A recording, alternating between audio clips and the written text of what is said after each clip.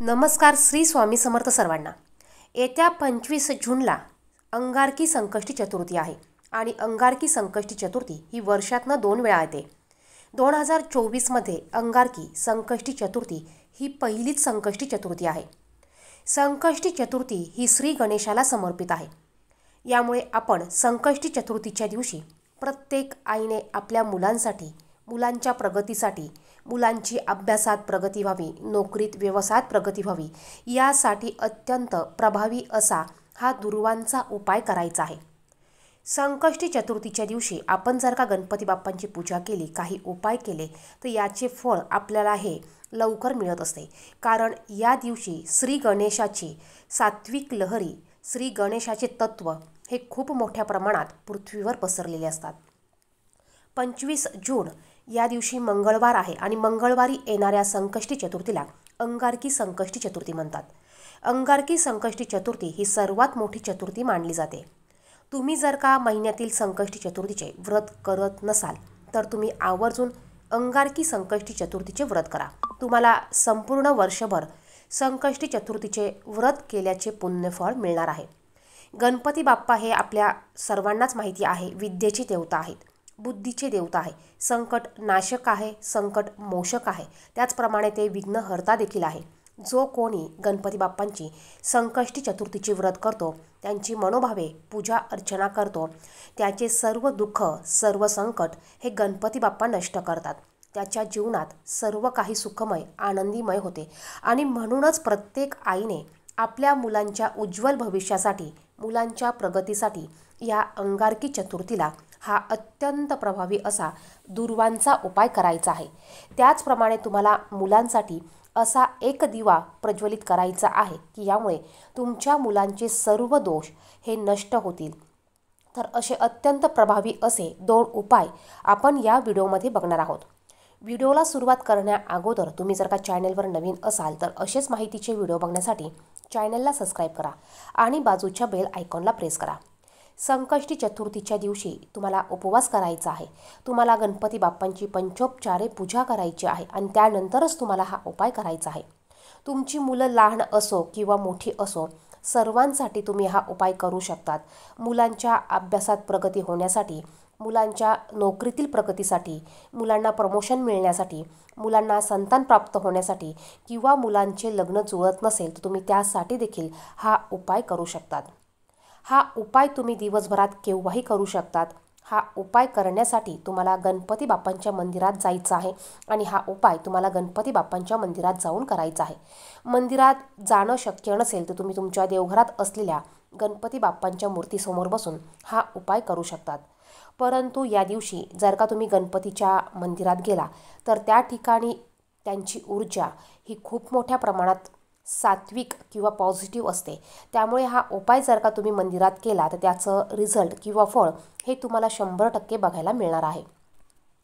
उपाय करण्या अगोदर तुम्हाला तुमच्या देवघरामध्ये तुमची देवपूजा करून घ्यायची आहे. त्यानंतर तुम्ही हा उपाय करायला सुरुवात करायची आहे. आता आपण दुर्वांचा उपाय बघणार आहोत. तुम्हाला हा उपाय करताना 21 दुर्वा किंवा 11 दुर्वा तुम्हाला स्वच्छ नीट करून घ्यायचे आहे. शक्य झाल्यास तुम्ही 21 दुर्वा घ्यायच्या आहे आणि जर का तुमच्याकडे टायमिंग कमी असेल तर तुम्ही 11 दुर्वा घ्यायच्या आहे. दुर्वा आणल्यानंतर त्या स्वच्छ धुवून घ्या. त्यानंतर त्यातल्या तुम्हाला 11 किंवा 21 दुर्वा तुम्हाला नीट करून घ्यायच्या आहे. बघा, एक दुर्वा म्हणजे त्रिदल दुर्वा, अशी एक दुर्वा आपल्याला अशा 21 किंवा 11 दुर्वा तुम्हाला घ्यायच्या आहे. दुर्वा घेतल्यानंतर तुम्हाला तुमच्या देवघरासमोर बसायचं आहे. सकाळी तुम्ही हा उपाय करणार असाल तर तुमची देवपूजा ही झालेली असेल. जर का तुम्ही दिवसभरात हा उपाय करणार असाल तर तुम्हाला गणपती बाप्पांसमोर तुमच्या देवघरामध्ये दिवा प्रज्वलित करून घ्यायचा आहे. धूप दीप तुम्हाला लावून घ्यायचा आहे. ह्या दुर्वा तुम्हाला एका ताटलीमध्ये घ्यायच्या आहे. तुम्हाला तुमच्या देवघरासमोर बसायचं आहे. बसायला आसनच घ्यायचं आहे. कपाळाला हळदी कुंकू अगोदर लावून घ्यायचं आहे. गणपती बाप्पांना, तुमच्या देवतांना तुम्हाला नमस्कार करून घ्यायचा आहे आणि त्यानंतर तुम्हाला हा उपाय करायला सुरुवात करायची आहे. तुम्ही तुमच्या मुलांच्या कुठल्याही इच्छापूर्तीसाठी हा उपाय करू शकतात. आता तुम्हाला 11 किंवा 21 दुर्वा घ्यायची आहे. तर बघा, यातली एक दुर्वा तुम्हाला घ्यायची आहे. तुमच्या उजव्या हातामध्ये तुम्हाला ही दुर्वा धरायची आहे आणि तुम्हाला गणपती स्तोत्राचं पठण करायचं आहे.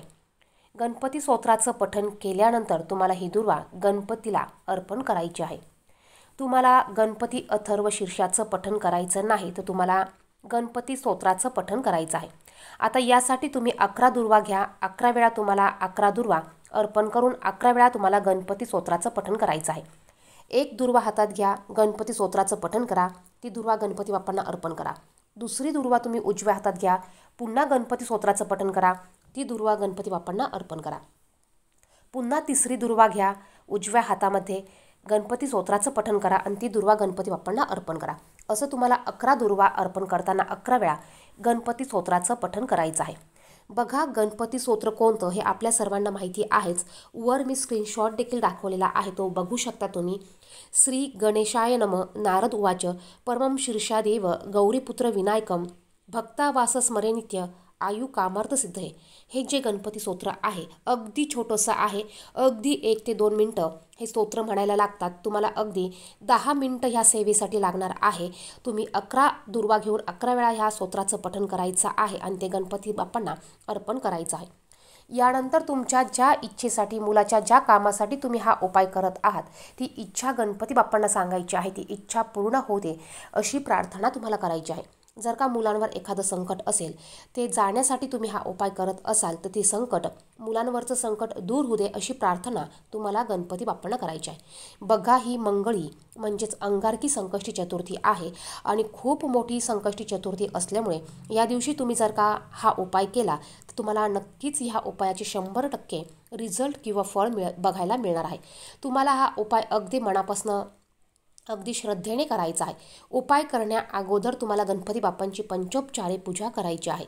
पंचोपचारे पूजा म्हणजे काय? गणपती बाप्पांना तुम्ही सकाळी पाण्याने, दुधाने, तुपाने, मधाने, पंचामृताने अभिषेक घालून घ्यायचा आहे. त्यानंतर गणपती बाप्पांना हळदी, कुंकू, अक्षदा अर्पण करा, चंदन अर्पण करा, लाल जास्वंदाचं फूल अर्पण करा आणि दुर्वा अर्पण करा. त्याचप्रमाणे गूळ खोबऱ्याचा नैवेद्य गणपती बाप्पांना दाखवा किंवा खडीसाखरेचा नैवेद्य दाखवा किंवा तुम्ही या दिवशी आवर्जून मोदकाचा नैवेद्य म्हणून तो दाखवू शकतात.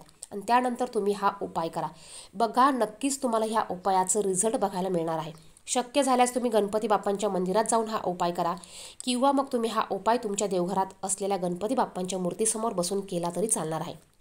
जर का तुमची मुलं मोठे असतील तर तुमच्या मुलांना तुम्ही बाजूला बसवू शकतात किंवा तुमच्या मुलांकडनं तुम्ही स्वतः हा उपाय करून घेऊ शकतात. त्यांना त्यांची इच्छा गणपती बाप्पांना सांगायला लावा.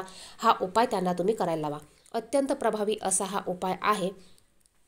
बघा, गणपती बाप्पांना दुर्वा ह्या अतिशय प्रिय आहे, त्यामुळे तुम्ही आवर्जून तुमच्या मुलांसाठी हा उपाय करायचा आहे. आता दुसरा उपाय म्हणजे बघा, आपल्याला मुलांसाठी आपल्याला एक दिवा ह्या पद्धतीने प्रज्वलित करायचा आहे. हा उपाय देखील तुम्ही सकाळी किंवा संध्याकाळी करू शकतात. यासाठी देखील तुम्हाला अगोदर तुमच्या देवघरात असलेल्या गणपती बाप्पांची पंचोपचारे पूजा करायची आहे. तुम्ही जर का हा उपाय सकाळी करणार असेल तर बघा, तुम्हाला एक दिवा घ्यायचा आहे. तुम्ही कोणत्याही धातूचा दिवा घ्या किंवा तुम्ही पंती घेतली तरी चालेल. तुम्हाला थोड्या मोठ्या आकाराचा दिवा घ्यायचा आहे. यानंतर तुम्हाला तुमच्या मुलांना पूर्व पश्चिम तोंड करून एका पाटावर बसवायचं आहे. तुम्हाला थोडंसं कुंकू ओलं करून घ्यायचं आहे आणि तुम्हाला हा दिवा घ्यायचा आहे. या दिव्यामध्ये दुहेरी वात घ्यायची आहे. यामध्ये तुम्हाला तेलाचाच वापर करायचा आहे आणि तुमच्या मुलांना ओलं कुंकू लावून त्यावर अक्षदा म्हणजे तांदूळ तुम्हाला लावायचे आहे आणि या दिव्याने तुमच्या मुलांना तुम्हाला औक्षण करायचं आहे. तुमच्या मुलांना तुम्हाला ओवाळून घ्यायचं आहे. बघा, अत्यंत प्रभावी असा हा देखील उपाय आहे. तुम्ही तुमच्या लहान मुलांपासून ते मोठ्या मुलांपर्यंत हा उपाय करू शकतात. तुमच्या मुलांच्या कोणत्याही अडचणीसाठी, कोणत्याही इच्छेसाठी, कोणत्याही कुठलंही काम मार्गी लागण्यासाठी तुम्ही हा उपाय करू शकतात. तुम्हाला मुलांचं औक्षण करून घेतल्यानंतर एका तांबणामध्ये थोडंसं पाणी घ्यायचं आहे. यामध्ये थोडीशी तुम्हाला फुलांच्या पाकळ्या टाकायच्या आहे आणि यानंतर हा दिवा तुम्हाला ह्या पाण्यामध्ये ठेवायचा आहे. हा दिवा तुम्हाला गणपती बाप्पांसमोर संपूर्ण दिवसभर ठेवायचा आहे. तुम्ही जर का हा उपाय संध्याकाळी करणार असाल तर किमान रात्री 12 वाजेपर्यंत हा दिवा चालू राहील याची काळजी तुम्हाला घ्यायची आहे. जर का तुम्ही हा उपाय सकाळी करणार असाल तर हा संपूर्ण दिवसभर दिवा चालू राहील याची काळजी तुम्हाला घ्यायची आहे. यानंतर दुसऱ्या दिवशी तुमची मुलं जेव्हा अंघोळीला जातील त्यावेळेस तुम्हाला ह्या ताम्हणात घेतलेलं पाणी तुम्हाला त्यांच्या अंघोळीच्या पाण्यात टाकायचं आहे. यामुळे तुमच्या मुलांना लागलेले कुठलेही दोष असेल, कुठलीही निगेटिव्ह ऊर्जा असेल किंवा बाहेरची बाधा असेल किंवा एखाद्याची दृष्ट लागलेली असेल किंवा कामात अडचणी येत असतील, तर ह्या सर्व गोष्टी यामुळे नष्ट होणार आहे. असा अत्यंत प्रभावी असा हा उपाय आहे. हा उपाय तुम्हाला संकष्टी चतुर्थीलाच करता येणार आहे आणि ही सर्वात मोठी संकष्टी चतुर्थी मंगळवारी आलेली असल्यामुळे अंगारकी संकष्टी चतुर्थी आहे. तुम्ही आवर्जून तुमच्या मुलांसाठी हा उपाय करायचा आहे. यानंतर हा दिवा तुम्ही स्वच्छ धुवून पुन्हा दुसऱ्यांदा उपयोगात आणू शकतात. हा उपाय तुम्ही तुमच्या लहान मुलांपासून मोठ्या मुलांपर्यंत करू शकतात. मुलगा असू द्या, मुलगी असू द्या, सर्वांसाठी तुम्ही हा उपाय करू शकतात.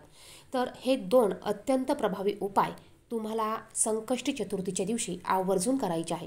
प्रत्येक आईने आपल्या मुलांसाठी, मुलांच्या उज्ज्वल भविष्यासाठी, मुलांच्या प्रगतीसाठी हे उपाय करायचे आहे. व्हिडिओमध्ये सांगितलेली माहिती जर का तुम्हाला समजली नाही, तुमचे काही प्रश्न असतील तर तुम्ही आवर्जून कमेंट बॉक्समध्ये हे प्रश्न विचारू शकतात. व्हिडिओमध्ये सांगितलेली माहिती आवडली तर व्हिडिओला लाईक करा, इतरांना शेअर करा. चॅनेलवर नवीन असाल तर अशीच माहितीची व्हिडिओ बघण्यासाठी चॅनेलला सबस्क्राईब करा. धन्यवाद. श्री स्वामी समर्थ.